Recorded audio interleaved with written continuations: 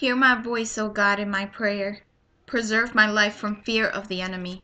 Hide me from the secret counsel of the wicked, from the insurrection of the workers of iniquity, who whet their tongue like a sword, and bend their bows to shoot their arrows, even bitter words, that they may shoot in secret at the perfect. Suddenly do they shoot at him, and fear not.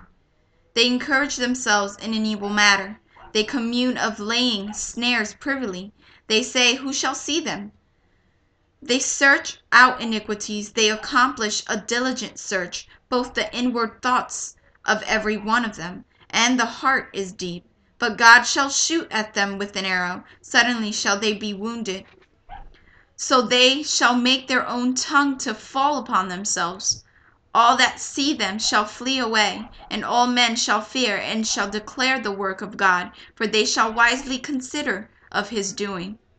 The righteous shall be glad in the Lord, and shall trust in him, and all the upright in heart shall glory.